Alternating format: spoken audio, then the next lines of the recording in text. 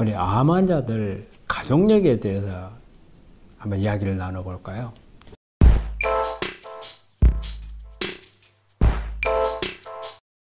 어느 한 집에 암 환자가 한 명이 발생을 하면 집안이 난리가 나죠.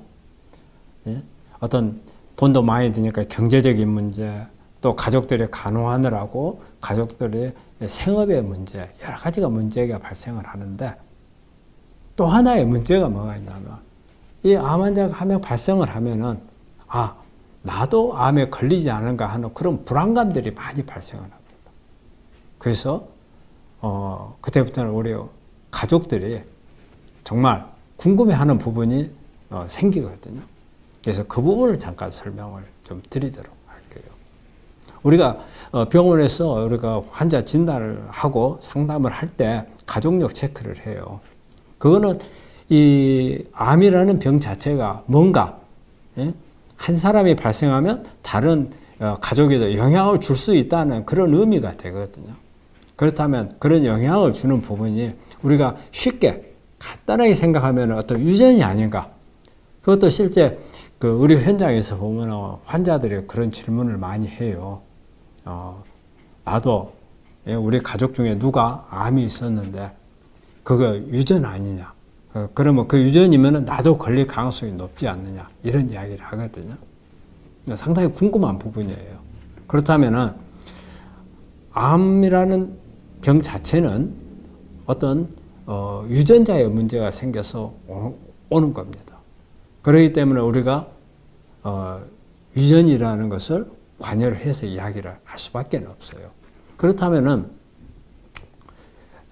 이 부분에 대한 통계 자료를 한번 가지고 좀 설명을 드릴게요. 2012년도에 연세대학병원에서 암 가족력을 조사한 자료가 있어요. 그래서 2001년도에 전체 이렇게 암 환자 중에서 가족력을 가지고 있는 환자가 14.5% 정도로 나왔어요. 그리고 한 10년 후에, 그래서 2012년도에 다시 이렇게 가족력이 있는 환자 비율이 25.8%로 늘었어요. 거의 2배 가까이 그 가족력 있는 환자가 늘었다는 뜻이죠. 그러면은 이 부분 중에서 자, 유전자가 영향을 정말 주는 부분이 어느 정도 되는가는 또 통계를 모 대학에서 낸 게 있어요. 그 자료에 보면은 특히 유전적인 부분하고 관여가 많이 되는 암이 유방암이나 대장암인데, 유방암이 5에서 한 10% 정도, 대장암이 5에서 15% 정도가 어떤 유전적인 소인하고 관련이 있더라. 이렇게 발표를 했어요. 그래서 특히 우리가 그 유방암의 경우에는 브라카라는 유전자가 있는 경우에 어떤 그런 암이 잘 발생하는 걸로 되어 있거든요. 그래서 브라카 1, 2, 그 다음에 이제 브라카 1은 주로 이제 유방암 쪽이고 브라카 2는 난소암 쪽인데, 이 부분을 조사를 해보니까 한 5 내지 10% 정도의 그런 부분이 있더라. 그 다음에 우리가 대장암도 유전적인 영향을 이제 상당히 받는 그런 암이거든요. 그래서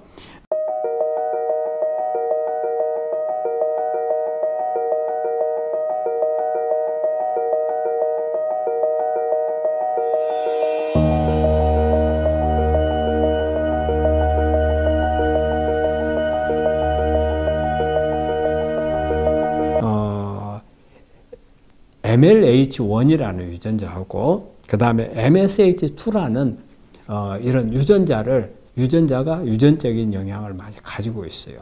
이걸 보니까 보통 이게 한 5 내지 15% 정도 나오더라. 그렇다면 5 내지 10%, 5 내지 15%가 일반적인 유전적인 소인하고 관련이 된 것 같다는 생각이 들거든요. 그런데 앞에 연세대에서 발표한 통계 자료하고 비교를 한다면 맞질 않아요. 그럼 뭔가 다른 요소가 있을 거다. 그 유전적인 게 아니고 또 다른 영향을 주는 인자가 있지 않겠나.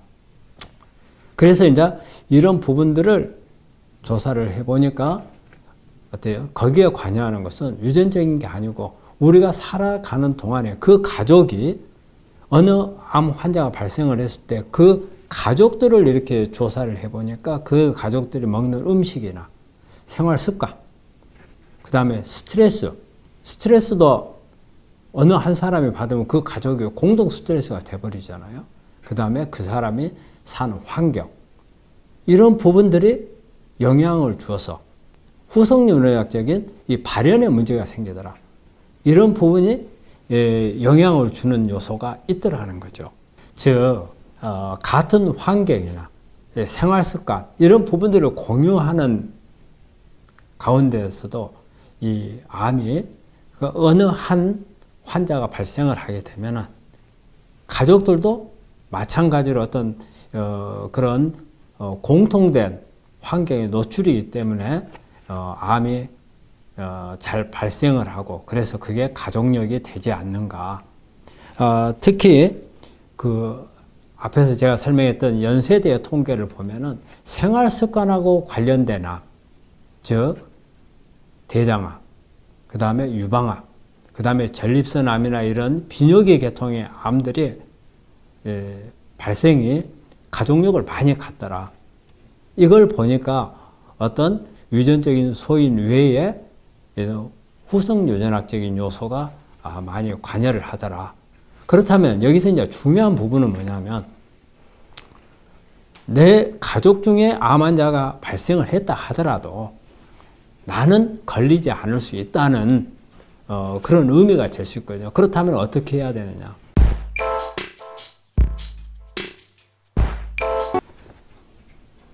내가 지금까지 우리 가족들이 해왔던 그런 음식이라든지 생활습관이라든지 스트레스나 이런 환경적인 요소를 개선을 한다면 내가 걸릴 가능성이 많이 줄어들 거라는 거죠.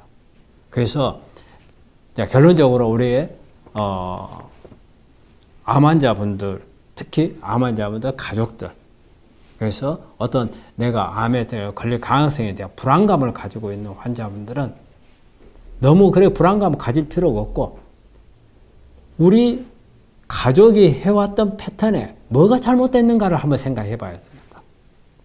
그래서 그런 부분들을 하나하나 개선해 가면 얼마든지 암에 걸리지 않아요. 그래서 암에 대한 가족력이라는 것은 어쩔 수가 없다는 그런 부분이 아니고 개선할 수 있다. 얼마든지 이겨내고 걸리지 않을 수 있다. 대신 또 이게 있어요. 어느 환자가 발생을 했을 때 그 환자가 내가 암에 걸리지 않도록 뭔가 나를 바꿀 수 있는 모티브를 줄 수도 있어요. 그렇기 때문에 우리 환자 가족분들 불안해하지 마시고, 그때부터는 우리 가족 중에 누군가 환자가 발생을 했다면 한번 그 생활 환경을 한번 되돌아보시기 바랍니다.